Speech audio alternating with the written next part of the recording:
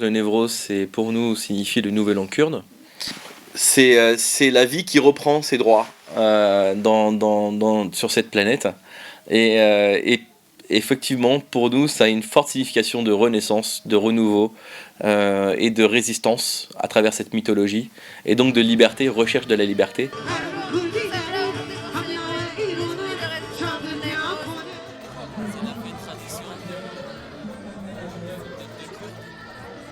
C'est pour célébrer l'arrivée du printemps.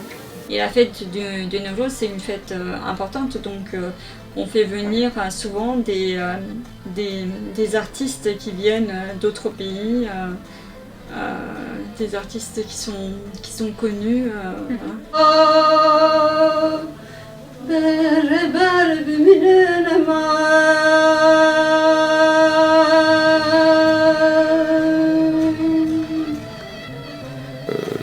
À chaque occasion de cette nouvelle année qui détermine l'arrivée du printemps, donc le 21 mars, nous organisons annuellement, nous, la CDKF, le Conseil démocratique kurde de France, une réception en l'honneur de nos invités, de nos amis et de tous nos partenaires qui nous soutiennent dans notre lutte actuellement pour l'émancipation des peuples et l'émancipation du peuple kurde. Et chaque année, nous mettons une réception à leur honneur pour pouvoir consolider les liens d'amitié et de fraternité avec nos amis qui viennent chaque année depuis exactement 13 ans dans cette association ici à Paris, au 16 rue d'Anguin, pour fêter avec nous le nouvel an kurde, le Névros, la réception du Névros. Il s'est appelé Académie Art et Culture du Kurdistan pour souligner en fait le fait que ici, pour vraiment dire qu'on se concentre ici sur les activités artistiques et culturelles.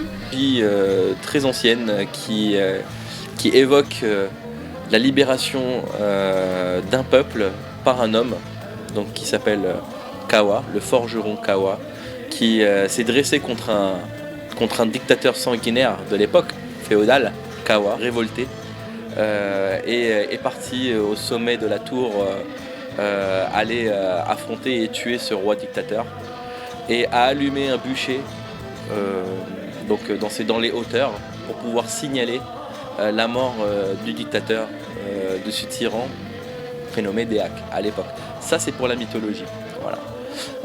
C'est pour la mythologie et ça évoque quoi pour nous? Ça évoque justement cette capacité aussi à pouvoir dire stop, à pouvoir dire non, à combattre l'injustice, à apprendre à résister, c'est ça aussi de Névros.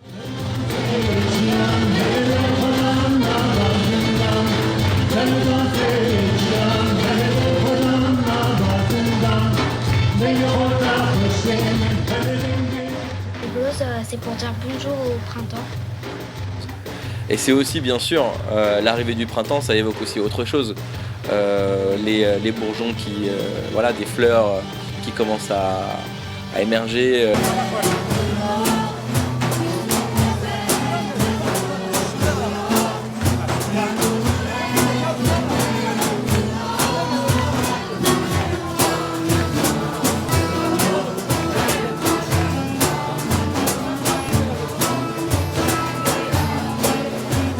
Pour la symbolique du Névros, pour nous les Kurdes, nous considérons le Névros comme une renaissance, comme une résistance, comme une approche d'émancipation d'un peuple pour sa liberté.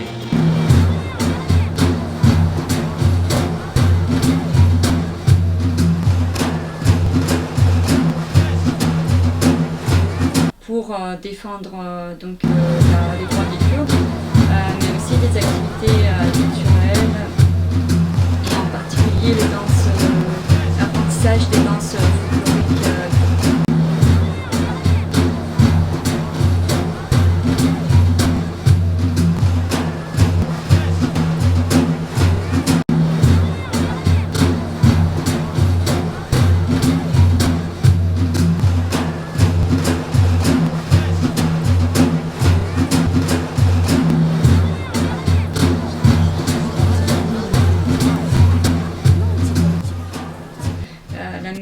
kurde qui passe, dans laquelle on utilise beaucoup le tamour, c'est ce qu'on appelle le saz.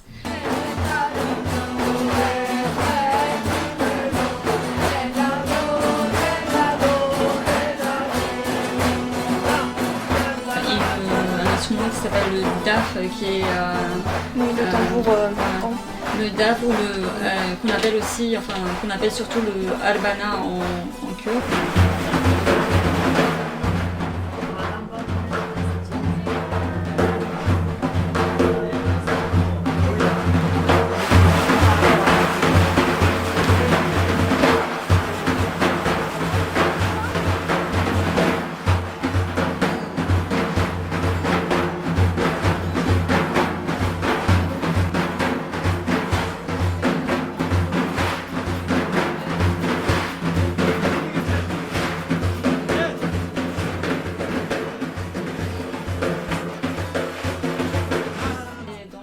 Musique, mais aussi la langue kurde qu'on a mis en place des cours de langue kurde.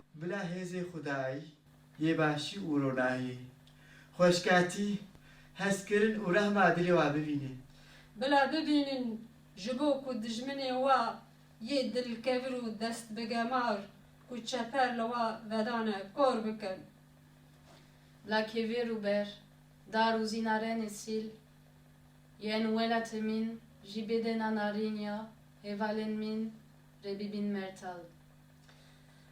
Bila bibi shopa wanda.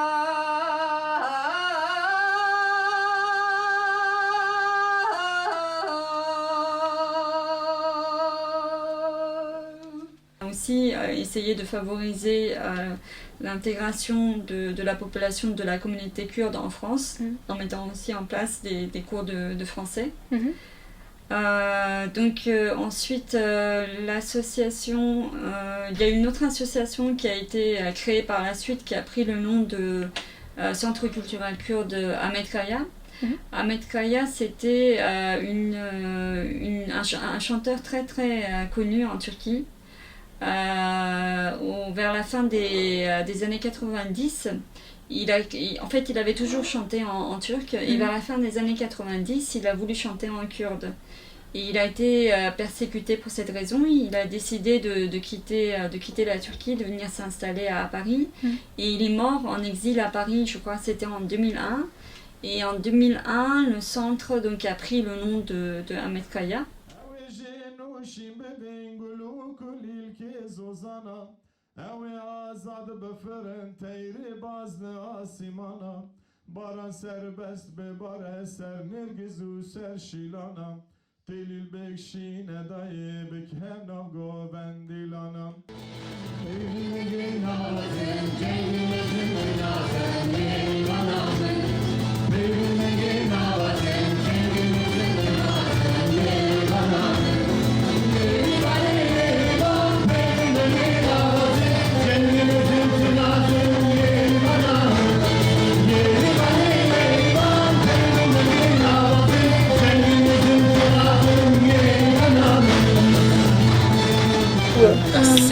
Certaines oui et d'autres non. Par exemple, Yerivan, en fait, on ne connaissait pas cette musique et ils nous ont dit qu'en fait c'était une musique qui passait à la radio avant. Et en fait, Yerivan, c'est une histoire, c'est une chanson en fait un peu comment dire, triste. Non, pas vraiment triste. Elle a une signification. Et c'était comme si elle encourageait les gens en fait. D'accord. Parce qu'on n'avait pas le droit d'entendre parler kurde, donc cette musique est passée, elle était kurde, donc elle est passée sur la radio. Ça... Mes parents ils connaissaient l'ancienne version, pas celle qu'on a fait maintenant. D'accord, c'est un arrangement que vous faites.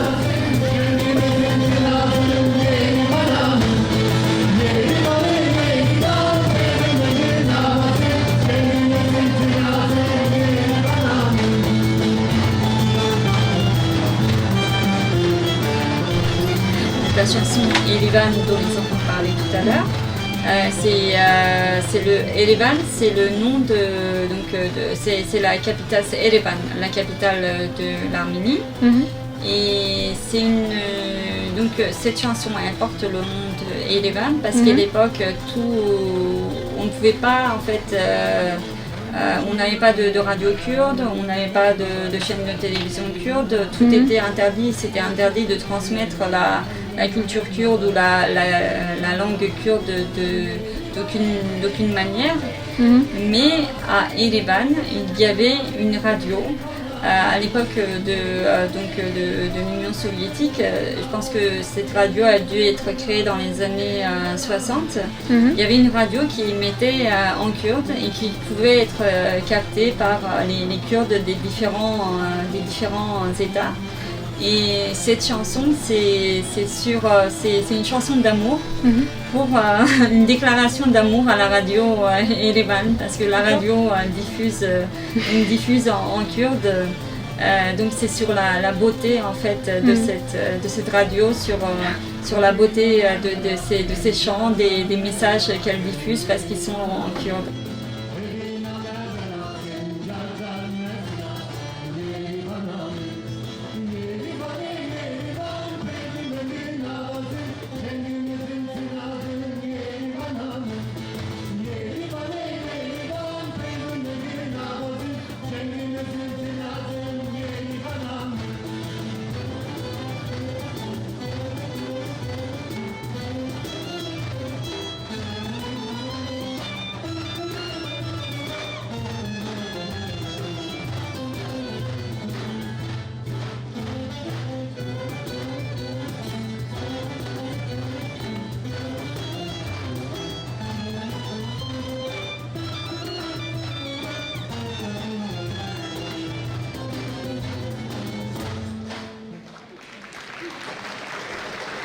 Grâce à la chanson Yerivan qui est très rapide pour notre niveau avant.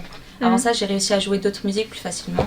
J'ai commencé le saz en fait grâce à mes parents. Il y a mon père qui m'a dit que mon petit frère allait commencer à jouer de cet instrument. Et il m'a proposé de jouer. Donc ça m'intéressait déjà puisque je voulais apprendre un peu plus sur ma culture. Et mes parents aussi voulaient que j'apprenne un peu plus. Donc j'ai commencé le saz il y a 2 à 3 ans.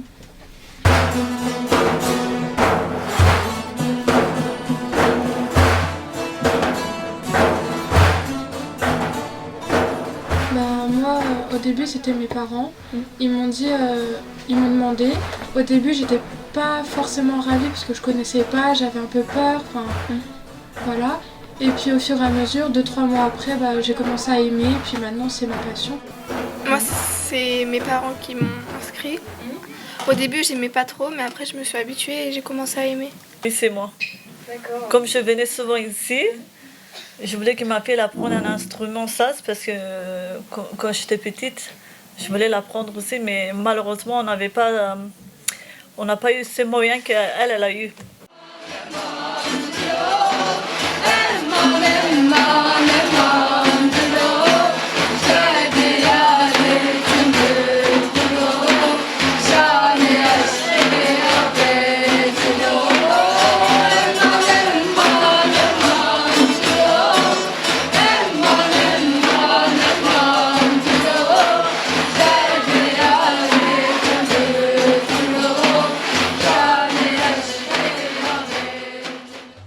Moi, à la base, j'en avais fait quand j'étais petite, quand j'avais 6-7 ans, mais j'ai arrêté, j'aimais pas ça, je trouvais ça difficile, j'en faisais avec ma mère. Et après, j'ai décidé de reprendre parce que je commençais à m'intéresser à ma culture, c'était avant tout pour ça. Parce que pour moi, faire du saz, c'est pas seulement faire du saz, c'est pas seulement jouer d'un instrument, c'est aussi apprendre. J'avoue que j'ai pas beaucoup de connaissances à propos du saz. Mais ne serait-ce que jouer, ça fait quand même partie de la culture et c'est important.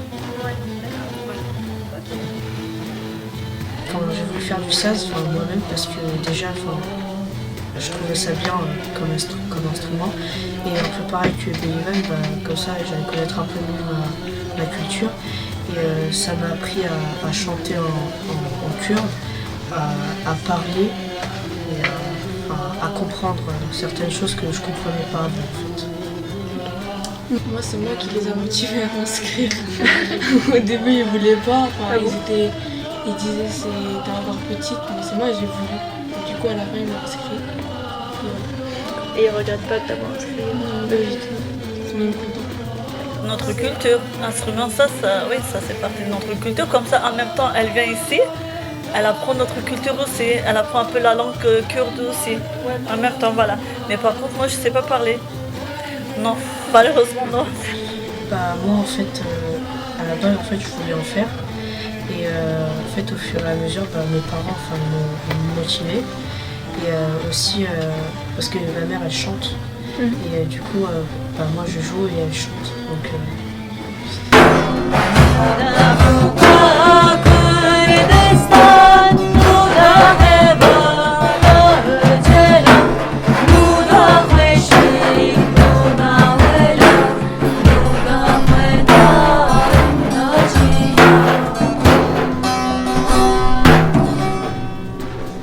c'est à l'extérieur qu'on a en fait créé des institutions, qu'on a créé des chaînes de télévision et pour préserver cette culture qui était en danger en fait, qui était menacée par les politiques d'assimilation des différents États.